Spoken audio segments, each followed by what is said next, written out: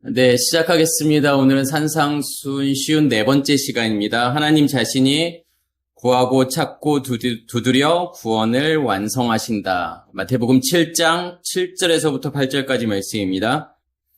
구하라 그리하면 너희에게 주실 것이요 찾으라 그리하면 찾아낼 것이요 문을 두드리라 그리하면 너희에게 열릴 것이니 구하는 이마다 찾을 것이요 찾는 이가 찾아낼 것이요 두드리는 이에게 열릴 것이니라. 아멘. 네. 지난주 그 설교에다가 어떤 분이 이렇게 댓글을 다셨는데, 한 문장으로 엉터리 해석 이렇게, 다뤄 놓으셨더라고요. 그래서, 저는 그런 말들에 전혀 상처받지 않고요.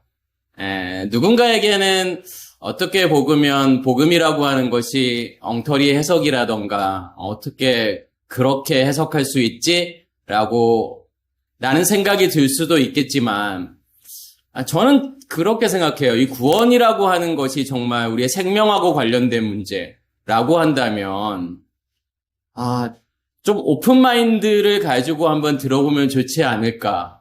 그러니까 여기에 계시는 분들은 그렇지 않으시겠지만 혹시라도 이제 유튜브를 통해서 이 말씀을 들으시는 분들은 한 번쯤은 복음이라고 하는 게 과연 뭘까?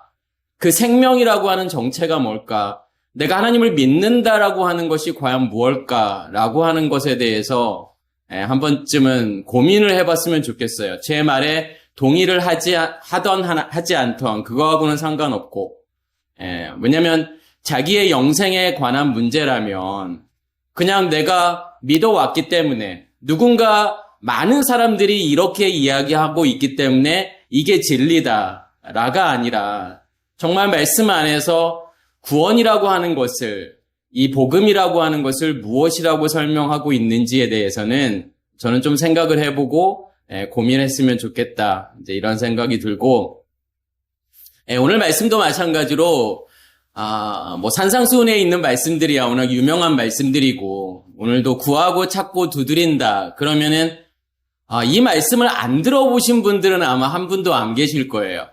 그러면 중요한 것은 무엇을 구하고 무엇을 찾고 무엇을 두드리느냐의 문제겠죠. 그리고 누가 하시느냐의 문제겠죠. 그러니까 우리는 어떠한 생각을 하냐면 내가 나의 소원 같은 게 있을 때 그것을 열심히 구하고 찾고 두드리면 하나님께서 주실 거고 하나님께서 찾아내게 하실 거고 하나님께서 열어주실 거다. 이렇게 생각을 하잖아요.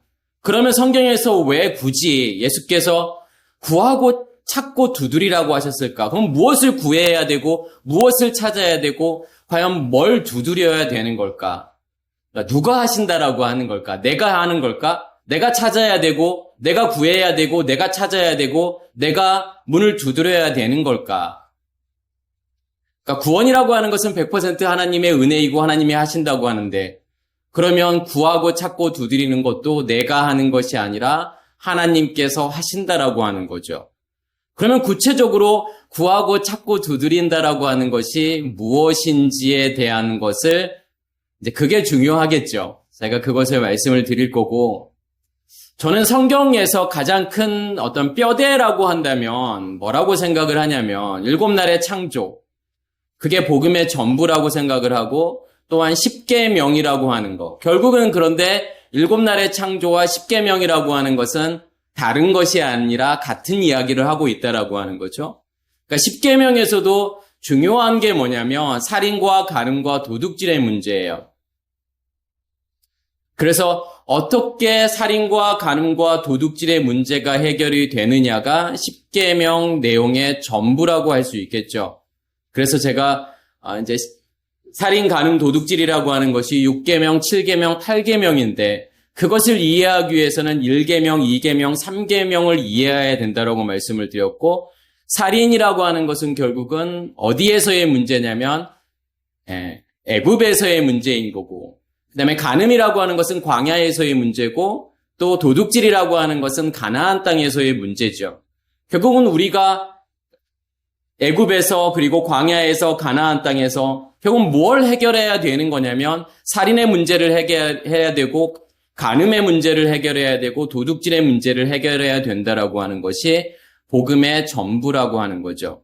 그래서 살인, 간음, 도둑질을 이해하면 전체를 이해한 거고, 사실은 오늘 말씀도 결론적으로 말씀을 드리면 그것에 관한 이야기라는 거예요. 구하는 걸 통해서 무엇을 해결하시려고 하는 거냐면 살인의 문제를 해결하시려고 하는 거고, 찾는다라고 하는 이것으로 간음의 문제를 해결하시려는 거고, 두드린다라고 하는 것으로 도둑질의 문제를 해결하신다라고 하는 거죠. 그래서 구하라 그러면 아이떼오라는 단어를 써요.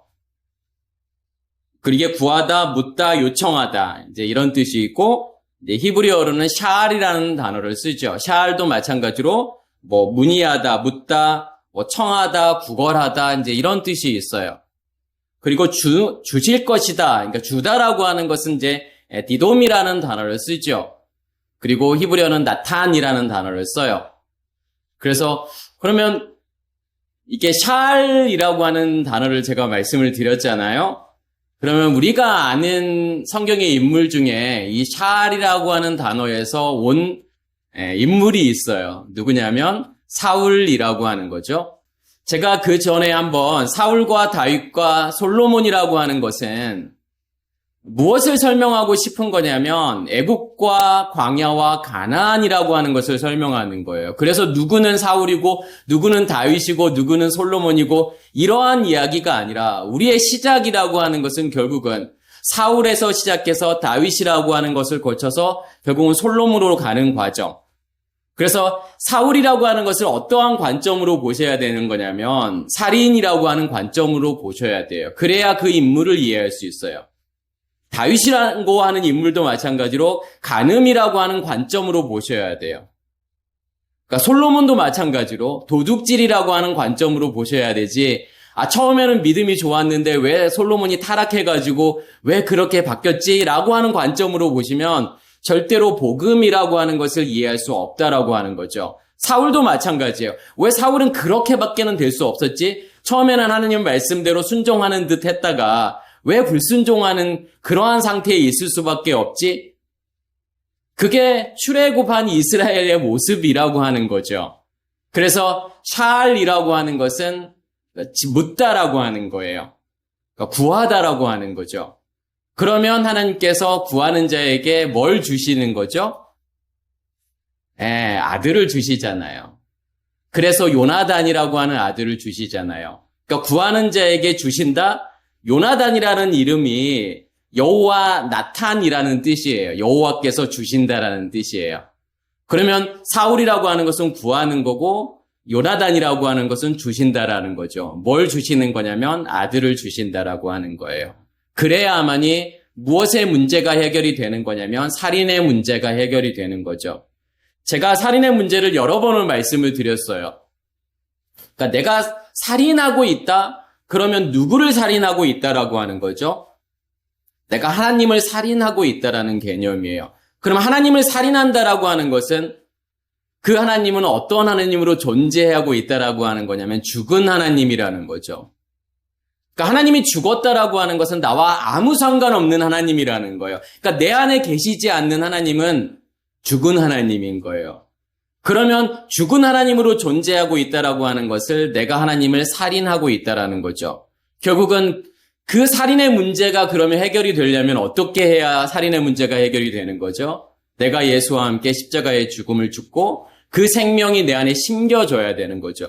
그 생명이 내 안에 심겨졌다라고 하는 것은 결국은 내 안에 뭐가 존재하고 있다라는 거죠. 빛이 존재하고 있는 거고 내 마음 땅에 불이 타고 있다라는 거죠. 그 말은 다시 말해서 하나님이 존재한다라는 거죠. 그럴 때 그 하나님은 누구의 하나님이 되는 거냐면 나의 하나님으로 존재하고 있을 때 살인의 문제가 지나간다라고 하는 거예요. 그게 출애굽이라는 개념이죠.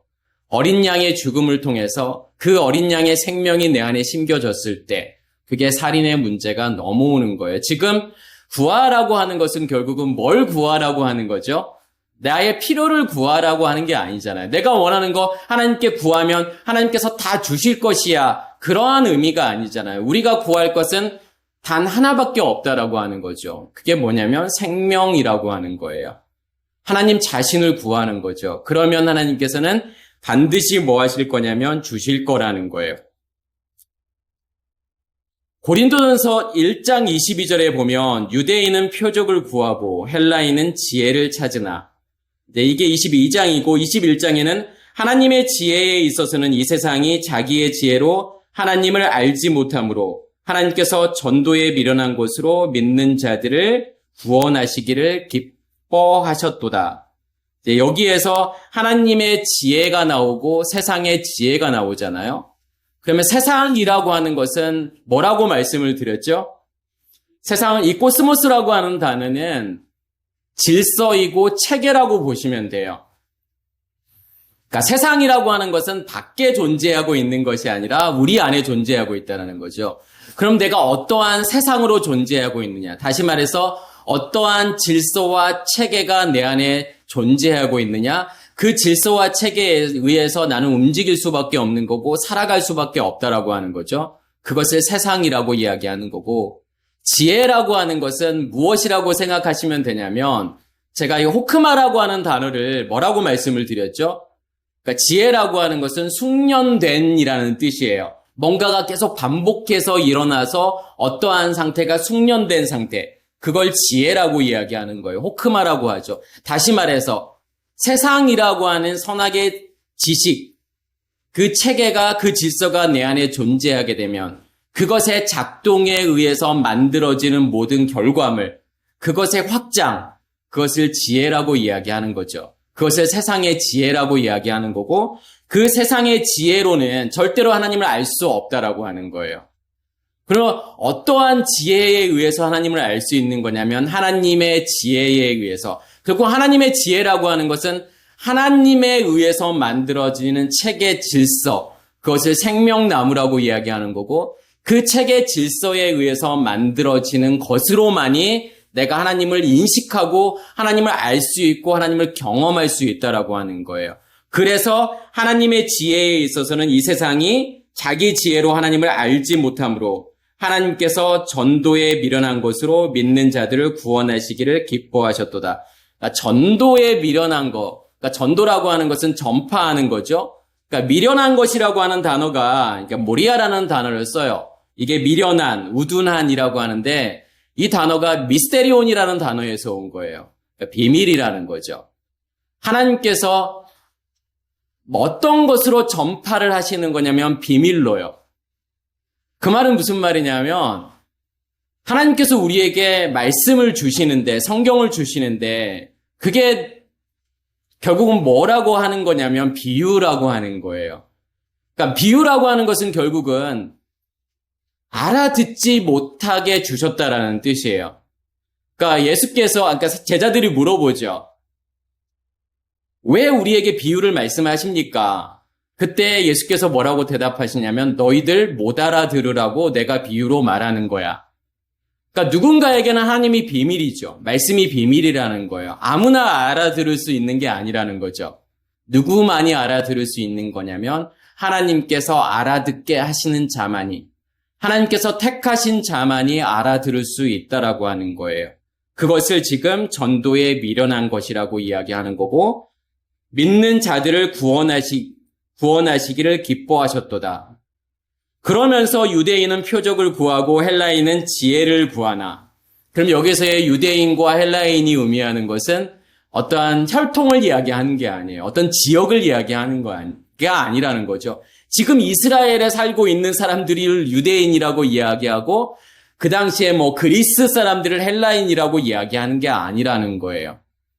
우리가 예루살렘과 유대와 어떤 사마리아와 땅끝이라고 하는 개념을 어떻게 이해하시면 되냐면 예루살렘이라고 하는 것은 근원이라고 생각하시면 돼요. 그러니까 하늘이라고 하는 거라고 생각하시면 되겠죠. 그러니까 예루살렘과 유대라고 하는 것은 하늘과 땅으로 생각하시면 되겠죠. 예루살렘은 하나님의 도성이죠.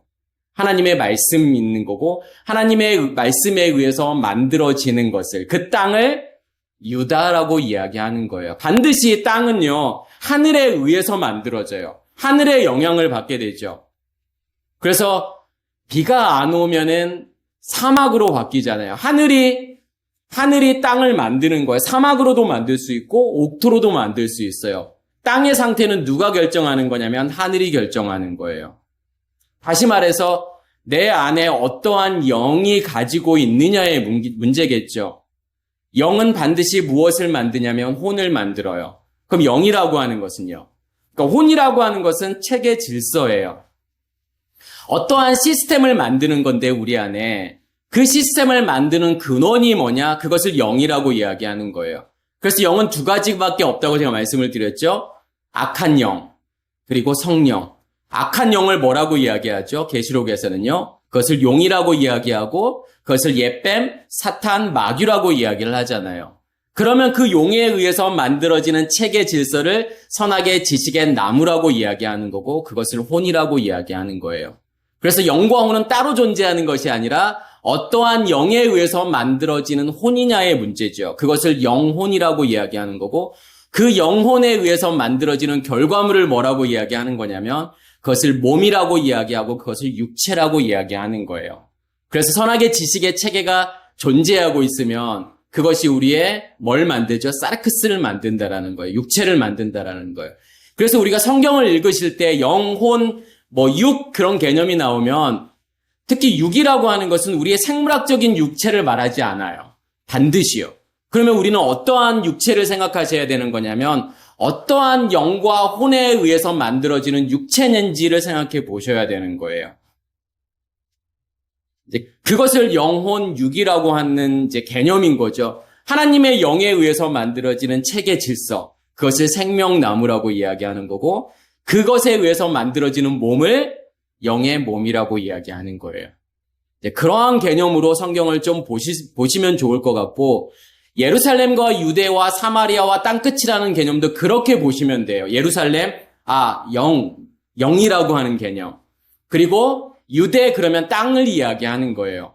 예루살렘이 어떠한 예루살렘이냐의 문제겠죠. 어떠한 예루살렘이 만들어 놓은 유대, 땅이냐의 문제고 그것의 확장을 무엇이라고 이야기하는 거냐면 사마리아라고 이야기하는 거고 땅끝이라고 이야기하는 거예요.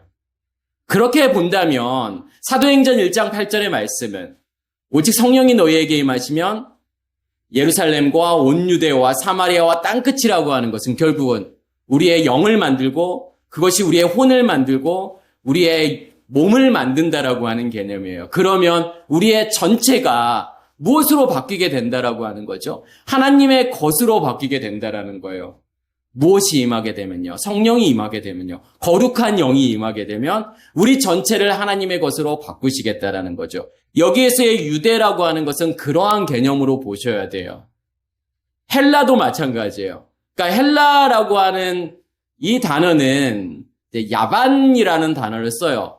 그러니까 구약에서는 야반이라는 단어를 써요. 이게 그리스를 이야기하는 거고 이 야반이라고 하는 단어와 야인이라고 하는 단어. 야인은 뭐가 야인이죠?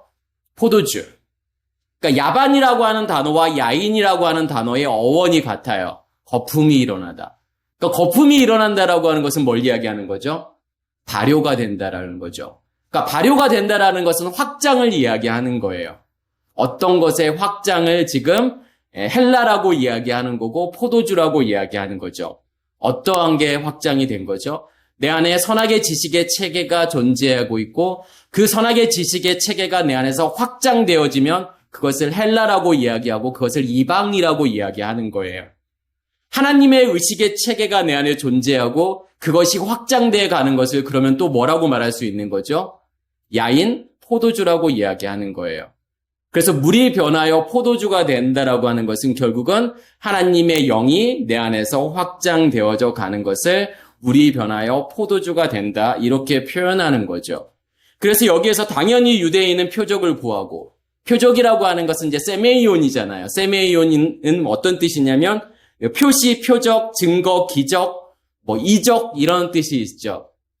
그러니까 유대에 있다라고 하는 것은 결국은 내 안에 뭐가 존재하고 있는 거죠? 율법이 존재하고 있는 거잖아요. 선악의 지식의 체계가 존재하고 있기 때문에 뭘 쫓아가게 되어 있다라는 거죠? 반드시 보이는 것을 쫓아가게 되어 있다라는 거예요.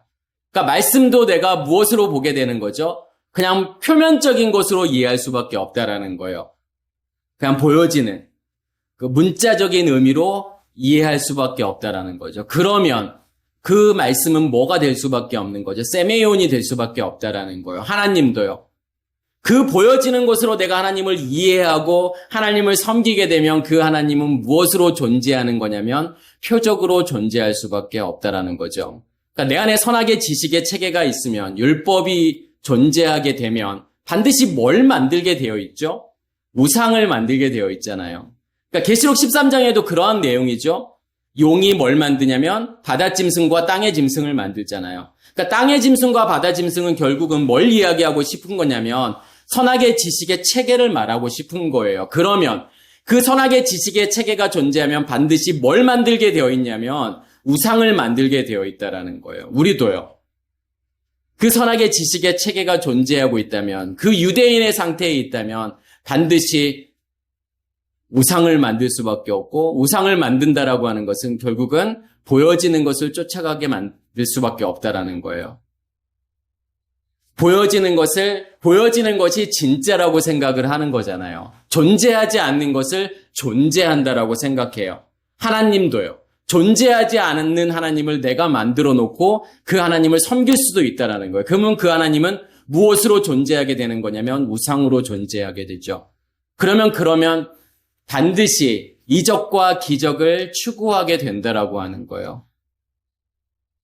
우리가 이 세상을 살면서 기적이 일어나기를 원하잖아요. 뭔가 드라마틱한 어떤 반전이 일어나기를 원하죠. 근데 어떠한 기적이요? 보여지는 것으로 더 충만해지는, 더 풍성해지는 그러한 기적을 원하잖아요. 진짜 기적은 뭐죠? 뭐가 정말 기적이죠?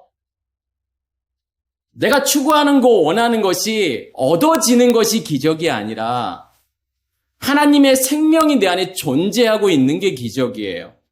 그래서 제가 생명의 출현이라고 하는 것은 기적 중의 기적이라고 말씀을 드렸잖아요. 실제적으로 이 생물이 출현한다? 라고 하는 것은 절대로 일어날 수 없는 확률이에요. 그런데 일어날 수 없는 확률이 일어난 거예요. 근데 우리 안에 생명이 심겨진다? 하나님의 생명이 심겨진다? 이거는 기적이라고 또 설명할 수 없는, 정말 일어날 수 없는 일이 우리 안에 일어나고 있다는 거죠. 그러면 그 생명이 우리 안에 심겨진 그 생명을 우리는 추구하며 따라가야 되는데, 그렇지 않으면, 선악의 지식의 체계가 우리 안에 존재하면 우리는 반드시 보이는 것을 쫓아갈 수밖에 없고 우상을 만들 수밖에 없다라는 거예요. 그것을 표라고 이야기하는 거고 그것을 세메이온이라고 이야기하는 거예요. 그래서 우상은 뭘 만들죠? 계시록 13장에서요. 표를 만들잖아요. 사람들에게 표를 주잖아요. 어떤 표를 이야기하는 거죠? 그 표는요. 누가 만드는 거예요? 사람들이 만드는 건가요? 일루미나티가 만드는 건가요? 누가 만드는 거죠? 교황이 만드는 건가요? 아니요. 내가요. 내 안에 존재하고 있는 선악의 지식의 체계가 만드는 거예요. 그래서 그 표는요. 바코드가 될 수도 없고요. 베리칩이니 어떠한 미세한 전자장치를 말하는 게 아니에요. 그거 절대로 받으면 안 되지.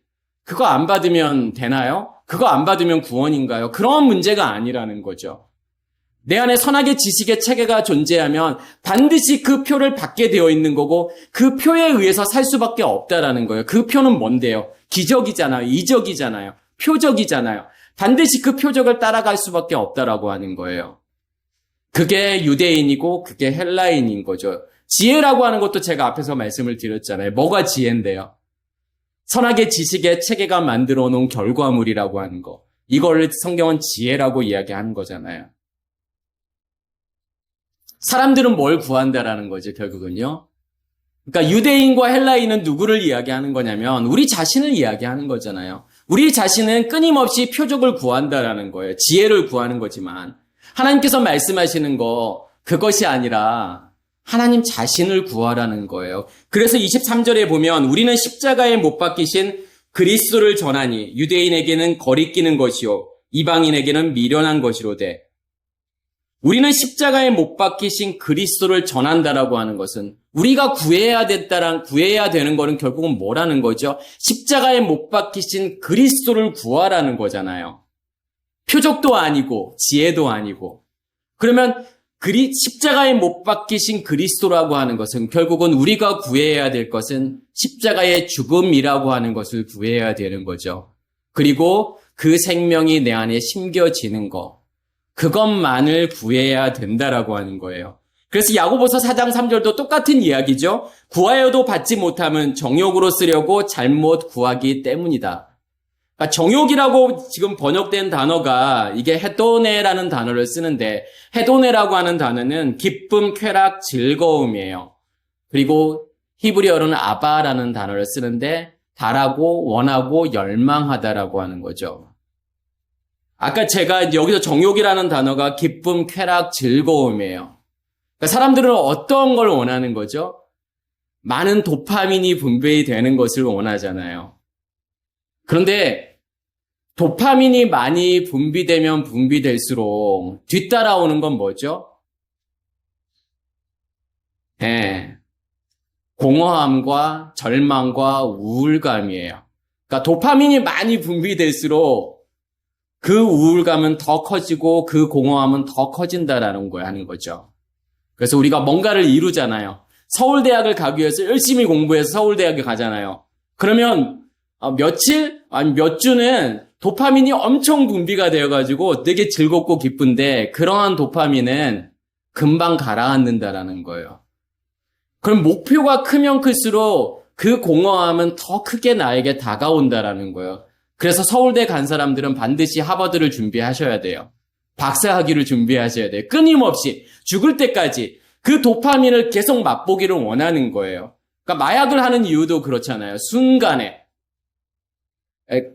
극도의 그런 도파민이 분비가 되어서 쾌락을 경험하고 싶은 거예요. 그러니까 사람들이 살아가는 게 마찬가지죠. 무엇을 위해서 살아가는 거죠? 결국은요. 그 기쁨과 즐거움. 그 도파민이 분비되는 기쁨과 즐거움으로 살아가는데 그것은 영원하지 않다라는 거예요. 반드시 도파민은 분비됐다가 내려오게 되어 있는 거고 그 갭이 크면 클수록 우리는 우리의 삶은 공허해질 수밖에 없다라는 거예요. 그렇지만 하나님이 주시는 도파민이라고 하는 것은요. 그 기쁨이라고 하는 것은요. 영원하다라고 하는 거예요. 하나님의 불은요. 우리 마음 땅에 붙으면 절대로 꺼지지 않는 불이라는 거죠. 그러니까 있다가 없는 게 아니에요. 그러니까 우리가 그 안에서 정말 기쁠 수 있는 건 뭐냐면 가면 갈수록 하나님이라는 존재가 내 안에서 더 드러날 거기 때문에요. 하나님이라는 존재가 더 분명하고 더 선명하게 드러날 거기 때문에 우리의 기쁨은요. 우상향, 이 곡선을 그릴 수밖에 없다라고 하는 거예요. 가면 갈수록 그 기쁨으로 충만할 수밖에 없다라고 하는 거예요. 그렇지 않으면 우리가 구하는 것이 무엇이라면 우리의 기쁨과 우리가 바라고 열망하고 내가 소원하는 거 그거라면 하나님께서는 그걸 주시지 않는다라는 거죠. 그럼 뭘 구하라고 하는 거냐면 요한복음 14장 13절 14절에 보면 너희가 내 이름으로 무엇을 구하든지 내가 행하리니 이는 아버지로 하여금 아들로 말미암아 영광을 받으시게 하려 함이라. 구하라는 것이죠. 무엇이든지 구해. 내 이름으로 무엇이든지 구해. 그러면 내가 행할 거야. 그러니까 사람들이 어떻게 하죠? 열심히 기도한 다음에 마지막에 뭐라고 한 줄을 딱 넣잖아요. 예수 그리스도의 이름으로 기도합니다. 그러니까 내 이름으로 구하라고 하니까 예수 그리스도의 이름으로 구합니다. 이렇게 하는 것이 예수 그리스도의 이름으로 구하는 걸까요? 그렇지 않다라는 거죠. 예수 그리스도라고 하는 것은요, 결국 우리가 무엇을 구해야 되는지에 대한 설명인 거죠. 그건 이름이라고 하는 쉔이라고 하는 것은 쉰이라는 자음과 맴이라는 자음이잖아요. 뭐죠? 첫째 날의 빛과 둘째 날의 궁창이잖아요. 말씀의 근원이잖아요. 그것을 예수와 마시아흐라고 이야기하는 거예요. 그것을 구하라는 거죠. 그게 본질이잖아요. 그게 하나님 자신이잖아요. 하나님 자신을 무엇으로 계시하는 거냐면 불과 물로 계시하는 거죠. 그러면 하나님께서 물어보시는 거, 너 안에 그 예수 그리스도가 존재하는지를 물어보는 거예요. 우리가 구해야 될 것은 그거예요. 그게 본질이니까요. 그게 전부니까요. 그것만을 구하라는 거예요. 그것을 무엇이라고 이야기하는 거냐면 아들이라고 이야기하는 거예요. 그거 구하면 내가 행할게 라고 하는 거. 행한다라고 하는 것은 뭘 이야기하는 거죠? 그 십자가의 죽음과 그 부활이라고 하는 것을 내가 너희 안에 이루게 만들 거야 라고 하는 거잖아요. 그게 행하는 거예요. 그것을 아들이라고 하는 거죠. 그 예수 그리스도가 우리 안에 간직이 된 것을 아들이라고 이야기하는 거고, 아들로 말미암아 영광을 받으시게 하려 함이라. 그러니까 우리가 구해야 될 것은 예수 그리스도인 거고, 그걸 통해서 영광을 받으신다라고 하는 것은, 영광은 뭐가 영광이죠? 이 독사라고 하는 이 단어는, 영광은 두 가지의 의미가 있어요. 첫 번째는요, 우리의 겉사람의 죽음이요. 그러니까 내가 하나님께 영광을 돌리고 싶으시면 죽어야 돼요. 내가 유명해지고 내가 돈을 많이 버는 게 하나님께 영광을 돌리는 게 아니라는 거예요. 내가 죽은 만큼, 내 겉사람이 죽은 만큼 그게 하나님께 영광이라는 거죠. 내가 죽었다라고 하는 건 반대적으로 뭘 이야기하는 거죠? 하나님의 드러나심. 내가 죽으면 죽을수록 하나님이 온전히 내 안에서 드러나시게 되는 거죠. 그것을 독사라고 이야기하는 거고, 그것을 영광이라고 이야기하는 거예요. 그래서 내가 죽은 만큼 하나님은 더 분명하고 더 선명하게 드러나진다라는 거죠. 내가 하나님을 경험하지 못하는 이유는, 인식하지 못하는 이유는 무엇이 존재하고 있기 때문에 인식하지 못하는 거죠? 겉사람이 존재하고 있기 때문에. 그러니까 태양이 있는데, 태양이 있으면, 빛이 존재하고 있으면 어둠이 있으면 안 되잖아요. 근데 어둠이 존재하죠. 밤이 존재하죠. 왜 밤이 존재하는 거죠? 뭐가 존재하고 있기 때문에요. 지구라는 땅이 존재하고 있기 때문에, 지구라는 땅이 빛을 막고 있기 때문에 어둠이 존재하잖아요. 밤이 존재하잖아요. 우리의 겉사람이라고 하는 땅, 이게 존재하고 있기 때문에 어둠이 존재하고 있는 거예요. 그러면 이 땅이 없어지면 없어질수록 무엇이 사라지고 없어지게 되는 거냐면 밤이라는 시간이 사라지고 없어지게 되는 거죠. 그래서 내 이름으로 무엇이든지 내게 구하면 내가 행하리라. 아, 내가 하나님께 구해야 될 것은 그거밖에 없구나. 첫째 날의 빛, 둘째 날의 궁참. 이게 전부구나. 그런데 제가 뒤에서도 말씀을 드리겠지만 누가 구하는 걸까요? 사실은요. 내가 구한다라고 생각하지만 아무나 구할 수 없다라는 거예요. 그 본질을 누구나 구할 수 있는 게 아니라는 거죠. 누가 구하게 하시는 거냐면 하나님께서 구하게 하신다라는 거예요. 그래서 복음이라는 거는 단 0.0001%의 나의 열심과 노력이 들어갈 수 없다라는 거예요. 100% 하나님의 은혜라고 말할 수밖에 없는 것은 그 구하는 것조차도 내가 할 수 없다라는 거예요. 내가 갈급해질 수 있을까요? 내가 갈급한 마음으로 정말 세리와 창녀 같은 마음으로 하나님께 나올 수 있을까요? 불가능하다니까요. 주시지 않으면요. 그 갈급함조차도 주시지 않으면 가질 수 없는 마음이라는 거예요. 어느 순간 내가 이제 오늘부터 한번 갈급해 볼까? 그렇게 해서 갈급해질 수 있는 게 아니라는 거예요. 하나님께서 택하신 자들은, 이 믿음의 길을 가게 하시는 자들은 반드시 어떠한 순간이 오게 되는 거냐면 갈급해지는 순간이 오게 돼요. 하나님이라는 것은 누구일까? 그 생명이라는 건 뭘까? 거듭난다라고 하는 건 뭘까? 구원이라고 하는 건 뭘까? 영생이라고 하는 건 뭘까? 하나님이라는 존재 자체에 대해서 갈급해지는 때가 온다라는 거예요. 정말 그 무엇으로도 바꿀 수 없는 그 갈급함이요. 무엇으로도 채울 수 없는 그 갈급함을 가지게 된다라고 하는 거죠. 그 갈급함을 가진 자들만이 무엇을 구할 수 있냐면 하나님 자신을 구할 수 있다라는 거죠. 요한복음 16장 24절에 보면 지금까지는 너희가 내 이름으로 아무것도 구하지 아니하였으나 구하라. 그리하면 받으리니 너희의 기쁨이 충만하리라. 하나님 자신을 구하라는 거고 하나님 자신이 우리 안에게 있게 되면 우리는 그 기쁨으로 살아갈 수밖에 없다라는 거예요. 반드시 하나님은 드러날 수밖에 없어요. 내가 인식되고 내가 경험되어질 수밖에 없다라는 거죠. 우리의 마음 땅에 그 등불이 타고 있고 그 불이 나를 덮고 있는 것이 너무 선명하고 너무 분명한데 어떻게 하나님이 존재하지 않는다라고 말할 수 있겠어요? 그게 기적이죠. 그게 불가능한 거라는 거예요. 그러면 하나님이 드러나고 하나님이 경험되어지는 게 그게 기쁨이고 그게 즐거움이고 만족이고 그것을 위해서 살아가는 거예요. 우리는 다른 걸 위해 살아가지 않잖아요. 돈 많이 벌려고 살아가는 것도 아니고 유명해지려고 살아가는 것도 아니고 자식 잘 되게 하려고 살아가는 게 아니잖아요. 그게 우리의 인생이 아니잖아요. 하나님께서 우리를 이 땅에 왜 보내셨겠어요? 무엇을 위해서 보내셨겠어요? 자기 자신을 간직하라고요. 하나님을 간직하고 그 하나님을 통해서 하나님이 드러나심을 통해서 그 기쁨 가운데 살으라고요. 첫째 날, 둘째 날, 셋째 날, 넷째 날 하나님께서 계속 뭐라고 말씀을 하시죠? 저녁이 되고 아침이 되니 첫째 날이니라. 저녁이 되고 아침이 되니 둘째 날이니라. 저녁이 된다라는 것은 우리의 겉사람이라는 껍질을 벗게 되고 그러면 우리의 속사람이 드러나고 그것 때문에 살아가는 거예요. 그게 우리가 살아가는 원동력이에요. 그것을 제외하면 우리가 살아가야 될 이유가 있을까요? 저 또한 이 땅을 굳이 살아가야 될 이유가 없어요. 뭘 위해서요? 아무것도 안 즐거운데요. 좋은 곳에 가도요. 맛있는 걸 먹어도 그게 우리에게 영원한 기쁨을 주나요? 그렇지 않잖아요.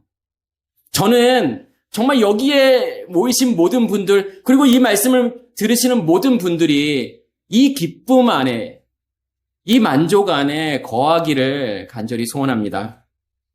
찾으라 그리하면 찾아낼 것이요. 뭘 찾아야 되는 걸까요? 제가 아까 구하고 찾고 두드리라고 하는 것을 살인, 간음, 도둑질이라고 하는 것으로 제가 말씀을 드렸죠. 간음이라고 하는 것은 뭐죠? 그러니까 살인이라고 하는 것을 한마디로 이야기하면 살인의 문제는 어떻게 해결할 수 있죠? 뭐가 심겨져야 돼요? 생명이 심겨져야 돼요. 씨가 심겨져야 돼요. 그러면 살인의 문제는 넘어오는 거예요. 그러면 간음의 문제는요? 생명이 내 안에 있다라고 하는 것은 뭐가 우리 안에 존재하고 있는 거죠? 생명나무가 존재하고 있는 거예요. 그럼에도 불구하고 뭐도 같이 존재하고 있죠? 선악의 지식의 체계도 존재하고 있는 거예요. 그 나무도 존재하고 있는 거예요. 처음에는요. 뭐가 강할 수밖에 없죠? 선악의 지식의 체계가 더 강할 수밖에 없어요. 왜 사울은 그 모양이지? 왜 사울은 불순종할 수밖에 없지? 라고 이야기하지만 그게 우리의 모습이라는 거예요.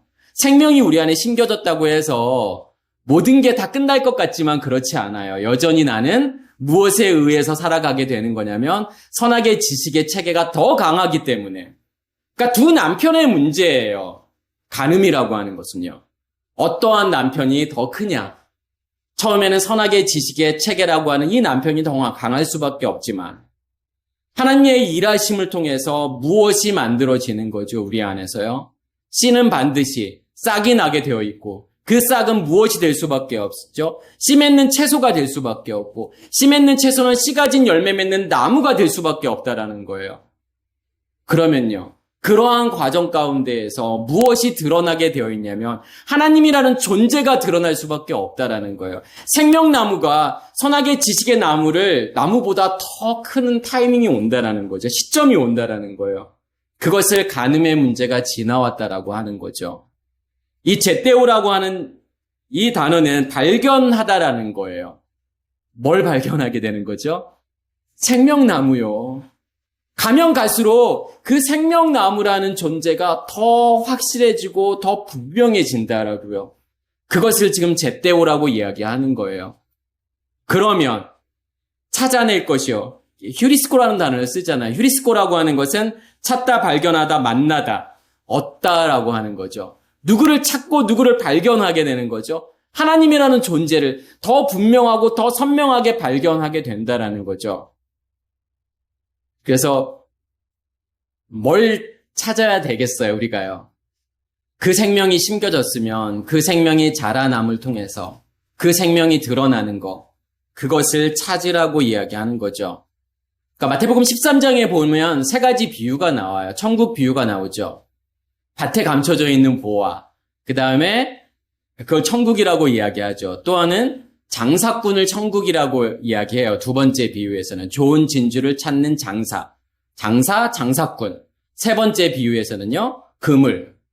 그러니까 바다에 쳐서 이제 고기를 모으는 그물, 이것을 천국이라고 이야기하고, 이 세 가지의 비유는 제가 예전에도 한번 말씀을 드린 것 같은데 다른 비유가 아니라 하나의 연장선상에서 이해하셔야 된다라는 거 하는 거죠. 이것도 당연히 살인과 간음과 도둑질을 이야기하는 거예요. 우리 안에 뭐가 심겨진 거죠? 생명의 씨가 심겨지면 그것을 보아라고 이야기하는 거고, 처음에는 감춰져 있을 수밖에 없다라는 거죠. 드러나지 않아요. 그렇지만 생명은, 빛은 반드시 드러날 수밖에 없다라는 거예요. 그것을 싹이라고 이야기하고, 그래서 밭에 감춰져 있는 보아는 언젠가는 드러날 수밖에 없다. 그러면 그 드러난 보아에 의해서 그 보아가 나로 하여금 소유를 팔게 한다라는 거죠. 이게 첫 번째 비유예요. 이게 살인이라고 하는 거예요. 그 생명이 심겨지게 되면 그 생명은 반드시 드러날 수밖에 없다.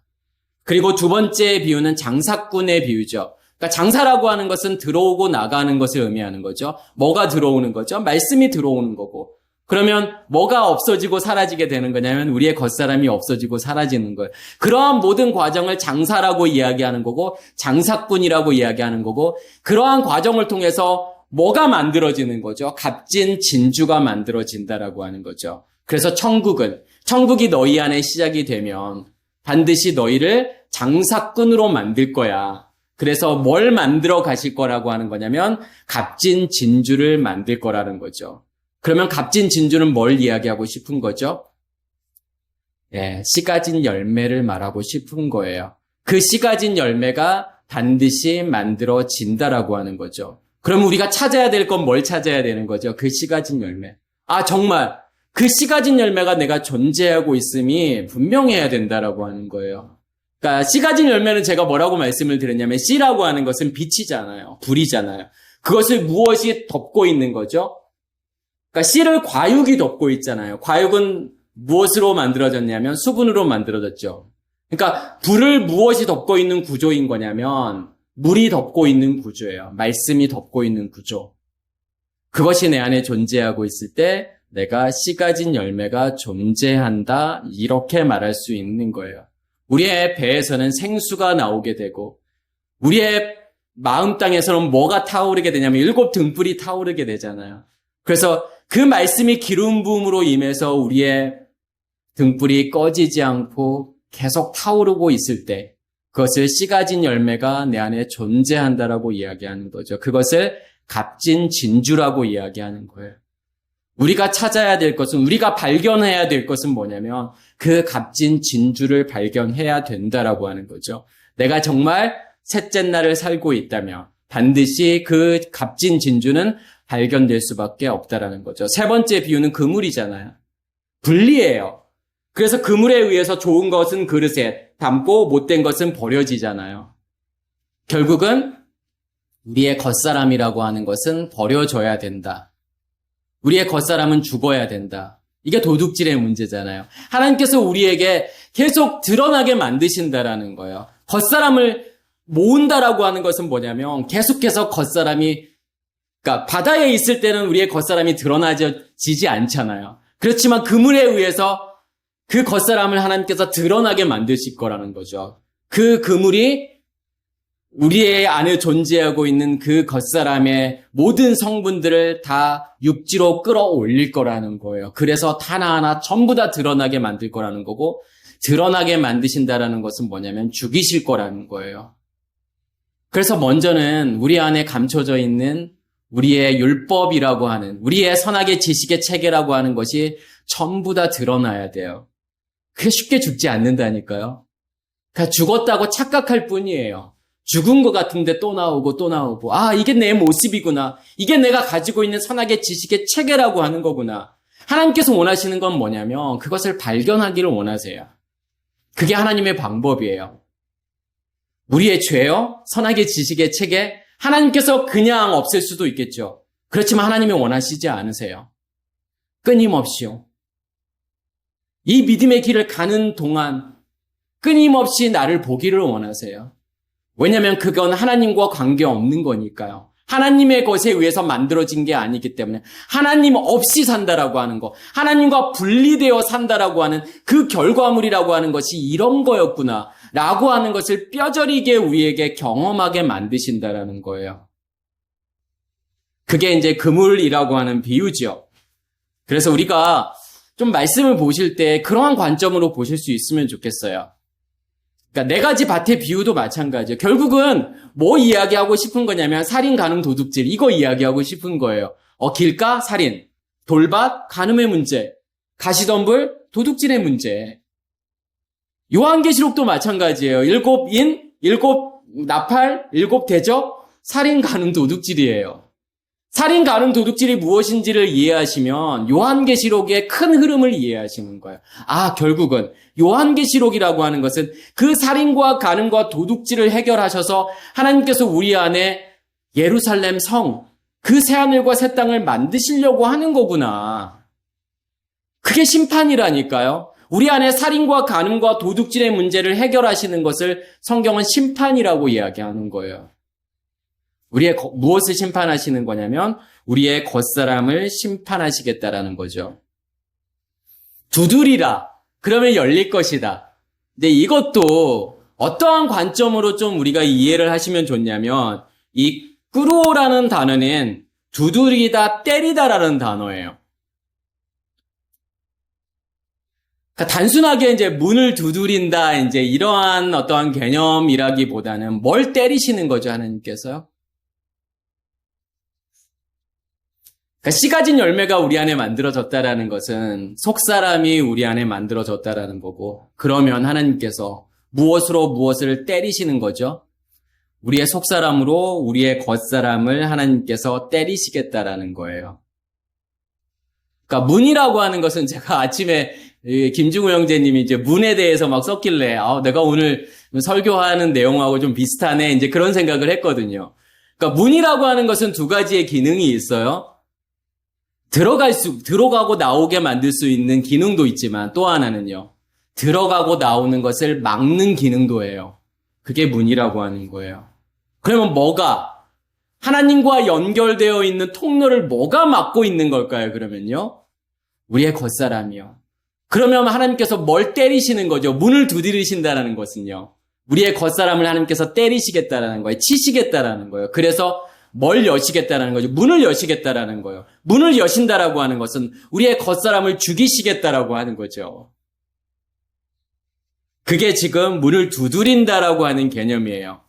그러니까 계시록 3장 20절에서도 이제 그러한 내용이 나오잖아요. 근데 우리가 이 말씀을 되게 좀 오해하죠.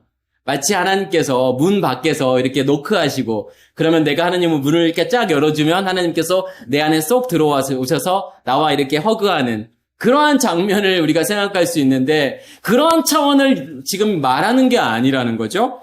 볼지어다 내가 문 밖에 서서 두드리노니 누구든지 내 음성을 듣고 문을 열면 내가 그에게로 들어가 그와 더불어 먹고 그는 나와 더불어 먹으리라.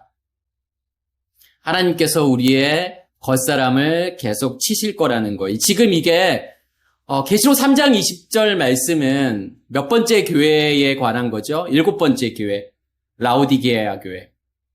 그러니까 우리가 7교회를 어떠한 관점으로 좀 보시면 좋냐면 7날의 창조로 한번 나중에 보세요. 이게 어떻게 이렇게 일치할 수가 있지라는 생각이 드실 거예요.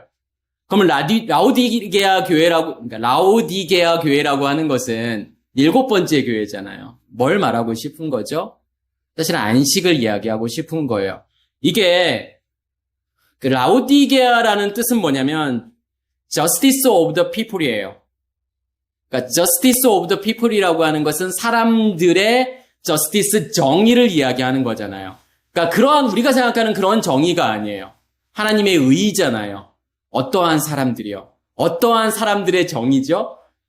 여섯째 날에 자카르와 네케바에 의해서 만들어지는 그 아담이라고 하는 그것에 의해서 만들어지는 하나님의 의의를 이야기하는 거예요. 그게 라오디게아라고 하는 의미예요. 결국은 하나님께서 뭘 만들고 싶은 거죠? 그 의의를 만들고 싶은 거잖아요. 그럼 어떻게 해야 만들어지는데요? 하나님께서 우리의 겉사람이라는 문을 계속 치실 거라는 거예요. 두들기실 거라는 거예요. 때리실 거라는 거예요. 그러면 내 음성을 듣게 되고 문을 열면 내가 그에게로 들어가 그와 더불어 먹고 그는 나와 더불어 먹으리라. 연합이잖아요. 반드시 하나님께서 두드리시면 그 문은 열릴 수밖에 없다라는 거죠. 그러니까 우리가 모든 말씀을 보실 때 좀 그러한 관점으로 보셨으면 좋겠어요. 비유도 마찬가지예요. 그러니까 불의한 재판관 비유도 마찬가지죠. 그러니까 예수께서 기도라고 하는 것을 말씀하시면서 비유를 드시잖아요. 그럼 그 불의한 재판관과 과부라고 하는 것을 어떠한 것으로 좀 보셔야 될까요? 우리의 속사람과 겉사람이라는 관점으로 보셔야 돼요. 과부라고 하는 것은요, 우리의 속사람이요. 불의한 재판관, 우리의 겉사람이요. 우리의 속사람은 겉사람에게 계속 찾아가서 자기의 소원이 이루어질 때까지, 자기의 뜻이 이루어질 때까지 계속 찾아가서 문을 두드릴 거라는 거예요. 열릴 때까지요. 그 소원이 이루어질 때까지요. 반드시 그 재판관은 항복할 수밖에 없다라는 거예요.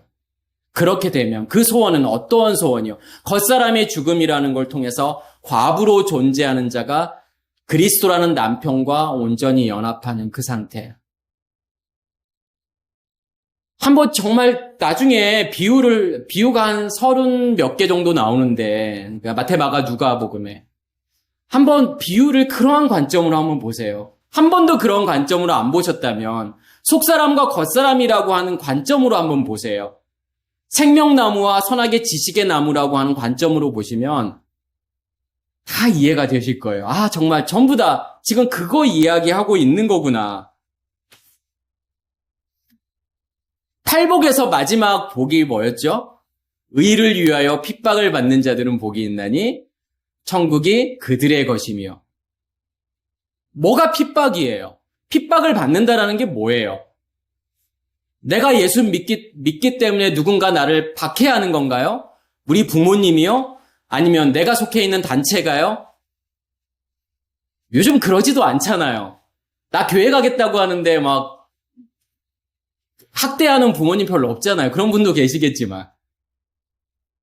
저 군대에 있을 때만 해도 그랬죠. 군대에서 뭐 교회 간다고 하면 정말 눈치 보이고 어떤 날은 막 못 가기도 하고 그랬는데 지금은 아마 그 정도는 아닐 거예요. 내가 원하면 언제든지 예수 믿을 수 있어요. 그러면요. 뭐가 박해예요? 뭐가 핍박이죠? 당연히 핍박을 받아야 되죠. 뭐가요? 우리의 겉사람은요. 뭘 이루기 위해서? 의를 이루기 위해서요. 우리 겉사람이 죽어야 되는 거고 하나님께서 끊임없이 우리의 겉사람을 핍박하실 거라는 거죠. 우리의 문을 두드리실 거라는 거예요. 그러면 반드시 열릴 거라는 거고 의롭게 될 거라는 거예요. 7날의 창조에서 7번째 샤바트의 핵심은 뭐예요? 2 단어로 설명할 수 있잖아요. 첫 번째 복이라고 하는 것, 두 번째 거룩이라고 하는 것. 뭐가 복이죠? 하나님께서 7째 날을 거룩하게, 그러니까 복되게 하셔서 거룩하게, 복을 주시고 거룩하게 하셨다라고 말씀을 하시잖아요. 어떤 복을 주시는 거죠? 우리의 겉사람을 두드리시는 복이요. 이 바라크의 복은요, 우리가 생각하는 것처럼 잘 먹고 잘 사는 게 복이 아니라니까요. 우리의 겉사람이 하나님께 온전히 엎드려지는 게 복이에요. 우리의 겉사람이 죽는 것을 성경은 복이라고 이야기하는 거고, 7째 날에 하나님께서 복을 주셨다? 그러면 뭐죠? 7째 날이라는 걸 통해서 하나님이 우리의 겉사람을 죽이셨다라는 거예요. 밤이라는 시간을 하나님께서 없애셨다라는 거예요. 그걸 복이라고 이야기하는 거고, 그 복이 임한 자들을 뭐라고 이야기하는 거냐면 거룩이라고 이야기하는 거예요. 그래서 복을 받은 만큼 거룩해지는 거예요. 그럼 이 복은 많이 받으셔야 되잖아요. 우리의 겉사람이 많이 죽으면 죽을수록 그것을 거룩이라고 이야기하는 거예요. 우리 안에 생명이 존재하는 자들은, 우리 안에 속사람이 존재하는 자들은 끊임없이 그 속사람으로 겉사람을 공격할 거라는 거고 그 겉사람을 때리실 거라는 거죠. 누가 하시는 거죠? 내가 하는 게 아니잖아요. 구하고 찾고 두드리는 거요. 내가 하는 게 아니잖아요. 찾는 거요. 내가 찾을 수 있나요? 내가 하나님을 발견할 수 있나요? 공부를 많이 해야 되나요? 헬라어도 공부해야 되고 히브리어도 공부해야 되나요? 그러면 하나님을 발견할 수 있나요? 하나님을 찾을 수 있나요? 그런 문제가 아니라니까요. 생명이 있는 자들이, 빛이 있는 자들이 그 빛에 의해서 어둠이 드러나게 되어 있는 거고 하나님이라는 존재가 드러나게 되어 있는 거예요. 그걸 나는 발견한다라고 이야기하는 거예요. 내가 발견하는 것 같은 착각이지만 내가 발견하는 게 아니라는 거죠. 그래서 선택이라는 것도 마찬가지예요. 그러니까 자유의지라고 하는 거는 존재하지 않는다라는 거예요. 자유의지가 존재한다는 착각만이 있는 거예요. 내가 선택하는 것처럼 보이지만 내가 선택하는 게 아니에요. 하나님께서 보여주시니까 보는 거예요. 하나님께서 발견하게 하시니까 발견되어지는 거예요. 하나님께서 때리시니까 죽는 거예요. 내가 내 겉사람을 때려서 잡을 수 있나요? 때려 죽일 수 있나요? 때려 죽이고 싶어도 안 죽잖아요. 아무리 고행을 하고 아무리 수행을 해도 안 죽는다라는 거. 결국은 진짜 고행을 많이 한 사람들의 마지막 고백은 뭐죠? 아무리 해도 안 돼 라고 하는 게 고백이에요. 왜요? 내가 나를 때려 죽이려고 하니까 안 때려 죽는 거예요. 안 죽는 거예요. 죽을 수가 없죠. 어떻게 죽어요? 누가 죽여야 되는 거죠? 하나님이요. 그 속사람이 만들어져야만이 죽는 거예요. 그렇지 않으면 죽고 싶어도 절대로 못 죽어요. 죽는 게 은혜예요. 그럼 내가 하는 건가요? 내가 하는 게 아니잖아요. 그래서 오늘 구하고 찾고 두드리는 거, 이거는 복음을 설명하고 있는 거예요. 어떻게 우리 안에서 살인과 간음과 도둑질의 문제가 해결이 되는지. 그리고 이 모든 것들은 내가 하는 게 아니라는 거. 이 두 가지를 우리는 발견할 수밖에 없는 거잖아요. 그래서 은혜라고 말할 수밖에 없는 거예요. 그래서 100%가 아니면 은혜라고 말하면 안 된다니까요. 99.999%는 은혜 아니라니까요. 0.00001%의 나의 의지가 들어가는 거, 나의 열심과 노력이 들어가는 것은 복음이 아닌 거예요. 일방적인 하나님의 은혜로 구하게 되는 거고, 찾게 되는 거고, 두드리게 된다라는 거죠. 하나님이 두드리시면 반드시 100% 열릴 수밖에 없다라는 거예요. 죽이실 수밖에 없다라는 거예요. 우리는 이 길을 가고 있는 거예요. 그게 기쁨이잖아요. 내가 드러나고 있고, 하나님이라는 존재가 드러나고 있고, 나의 겉사람이 죽고 있구나. 내가 그 의식으로 살고 있구나. 그러니까 우리의 의식이 바뀐다라는 것은 결국은 삶의 의미들이 다 바뀌는 거잖아요. 내가 살아가는 의미들, 내가 존재하는 의미들, 내가 무엇을 위해서 살아가야 하는 그 모든 의미들이 다 바뀌는 거예요. 그게 복음이에요. 바뀌지 않으면요. 그건 복음이 아닌 거예요. 내 열심과 노력으로 바뀌지 않는다라고 하는 거죠. 그래서 이러한 일들이, 구하고 찾고 두드리는 일들이 우리 안에서 온전히 일어나기를 간절히 소원합니다. 네, 마치겠습니다.